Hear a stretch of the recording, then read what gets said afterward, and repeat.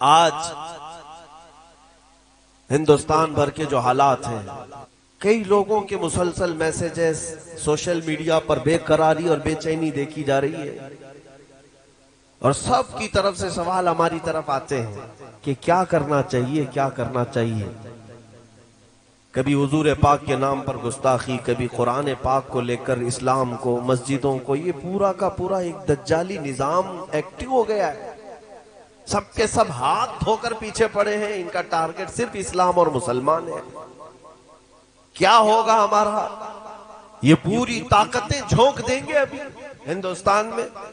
Ruling party ان کی ہے، حکومت ان کی ہے، ڈپارٹمنٹ بھی ان کی طرف سے، ساری طاقت و قوت دولت سب سیاست ان کے پاس ہے۔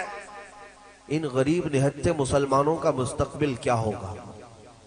قرآن کی آیت میں نے اسی لیے پڑھی خطبے کے بعد۔ اللہ فرماتا ہے یریدون لیطفئوا نور اللہ بافواہہم، کچھ خبیث یہ چاہتے ہیں کہ اپنے منہ کے پھونکوں سے اللہ کے چراغ کو بجھا دیں۔ لوگ یہ چاہتے ہیں کہ اپنے منہ کے پھونک سے اللہ کے چراغ کو بجھا دیں۔ اللہ کا چراغ اسلام ہے، اور اللہ فرماتا ہے واللہ متم نورہ، اور اللہ اپنے نور کو مکمل کر کے رہے گا۔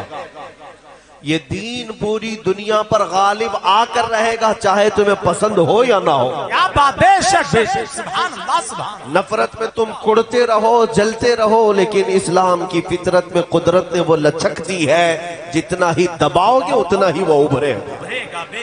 اے میرے غیور نوجوانوں، جو بے قراری کے عالم میں جی رہے ہیں، جو سراسیمگی تمہارے درمیان پھیلی ہے، جو ڈر اور خوف کے ماحول میں تمہیں آج جس کیفیت نے مبتلا کیا ہے، میں ایک بات عرض کروں گا، کچھ نہیں ہونا ہے۔ اسلام کا کچھ نہیں بگڑے گا، میرے رسول کی ذات کا کچھ نہیں ہونا ہے۔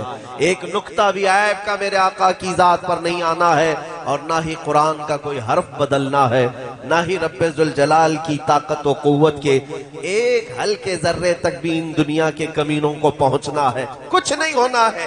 جو کچھ بھی ہو رہا ہے یہ ہمارے اور تمہارے امتحان کا وقت ہے۔ جو کچھ بھی ہو رہا ہے یہ ہماری آزمائش، ورنہ اسلام وہ کسی کھیتی میں اگنے والا چھوٹا پودا نہیں ہے جسے کوئی بھی پکڑ کے ہلا دے۔ اسلام اس عظیم درخت کا نام ہے جس کی جڑیں تحت الثری میں، شاخیں اوج ثریا پر ہے۔ اس کا تنا تو دور کی بات، اس کا پتہ نہیں ہلا سکتے ہیں۔ اور ہر زمانے میں اسلام کو مقابلوں سے، منکرین سے اور دشمنوں سے مقابلہ رہا ہے، لیکن ہر دور میں اسلام پھلتا پھولتا رہا ہے۔ اور آج بھی کان کھول کر کے سن لے وہ ظالم، تم پوری طاقتیں لے کر کے بھی میرے اس دین کا کچھ نہ کر سکو گے۔ زیادہ سے زیادہ ہماری گردنیں مار سکتے ہو، زیادہ سے زیادہ ہمارے بچے مار سکتے ہو، زیادہ سے زیادہ بلڈوزر چلا کر کے یہ بلڈنگیں توڑ سکتے ہو، لیکن ایک بات یاد رکھنا، ایک چراغ بجھاؤ گے مولا 100 چراغ روشن کرے گا، بے شک 100 چراغ روشن کرے گا۔ اور ہمارا معاملہ تو یہ ہے میرے عزیزوں، میں ڈر اور خوف سے تمہیں نکالنے کے لیے بات کر رہا ہوں۔ ڈر اور خوف سنیوں کو تو زیب دیتا بھی نہیں جی، اور جس کے نگہبان اعلیٰ حضرت ہو اور وہ اپنے درس میں یہ ہم سب کو سمجھاتے بھی ہوں، خوف نہ رکھ رضا ذرا تو ہے عبد مصطفیٰ، خوف نہ رکھ رضا ذرا تو ہے عبد مصطفیٰ، تیرے لیے امان ہے، تیرے لیے امان ہے۔ نعرہ تکبیر، نعرہ رسالت، نعرہ غوثیت، مسلک اعلی حضرت، کلام اعلی حضرت۔ عزیزوں، سنیوں کو تو ڈر زیب نہیں دیتا۔ اور پھر میں آخری جملہ یہ اس ڈر اور خوف کے لیے جو استعمال کیا جاتا ہے اس کی بھی وضاحت کر دوں۔ ہمارے بچے اب سنبھل چکے ہیں الحمدللہ۔ میں نے ہر شہر میں آج دیکھا ہے، ہندوستان بھر کے تقریباً 22 اسٹیٹ میں میں تقریباً 4-5 مہینے میں جا کر آیا۔ کئی شہروں میں نوجوان بچوں کو میں نے دیکھا ہے کہ وہ محمد عربی کا شعر زندہ ہو رہا ہے۔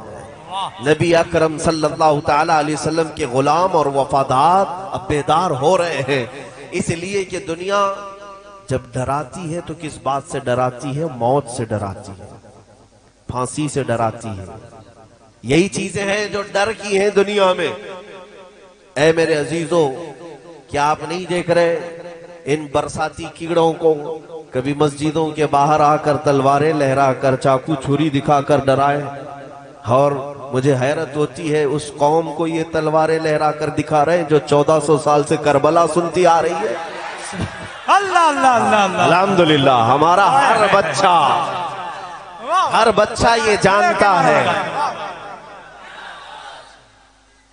تاج الشریعہ، توجہ، تاج الشریعہ، تاج الشریعہ، تاج الشریعہ، تاج الشریعہ، تاج الشریعہ، تاج الشریعہ، تاج الشریعہ، زندہ باد، زندہ باد، اللہ اکبر، بہت اچھا ہے، زندہ باد، سبحان اللہ۔ اب آپ حضرات پوری تقریر سن لے، ہونے کے بعد سب ایک ساتھ نعرے لگیں۔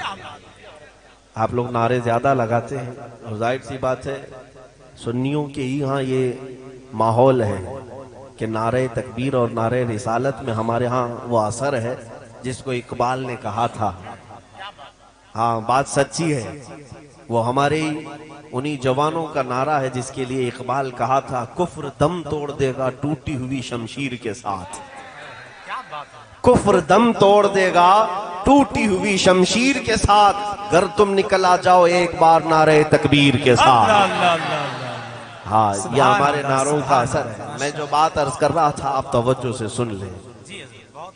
دنیا کے پاس سب سے زیادہ ڈرانے کے لیے جو چیز ہوتی ہے وہ موت ہے۔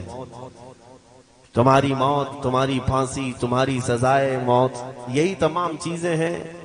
لیکن میرے عزیزوں، نوجوانوں، میرے بچوں، آپ سے یہ بات میں عرض کرنا چاہوں گا، موت تو آنی ہے، اس بات میں کسی کو اختلاف نہیں۔ آج یا کل ملک الموت ہمارے گھر بھی آنے ہیں۔ پاؤں رگڑ کر کے اپنے بستر پر یا ہاسپٹل پر مر جانے سے تو بہتر ہے میرے مصطفیٰ کی عزت پر قربان ہو جائے۔ اس سے بہتر موت کیا ہو سکتی ہے؟ ہاں ادھر موت آئے تو سمجھ میں نہیں آتا کوما میں آئی کہ کینسر میں آئی کہ کس میں آئی، لیکن حضور کی محبت میں آئے تو اتنا تو پکا ہے کہ روح نکلنے سے پہلے سرہانے وہ ضرور تشریف لاتے ہیں، وہ ضرور تشریف لاتے ہیں۔ تو موت کا ڈر اور موت کا خوف اپنے سینے سے نکالو، اور پھر ببانگے دہل یہ دنیا کو بتاؤ کہ اسے موت سے ڈراؤ جو جینا چاہتا ہے، جسے جینے کا شوق ہے اسے موت سے ڈرانا چاہیے۔ اور ہم تو روز رات اس انتظار میں سوتے ہیں کہ اگر روح نکلی تو میرے مصطفیٰ کا دیدار ہو جائے۔ ہم قبر میں بھی جاتے ہیں تو نبی اکرم صلی اللہ تعالی علیہ وسلم کے دیدار کی غرض لے کر کے جاتے ہیں۔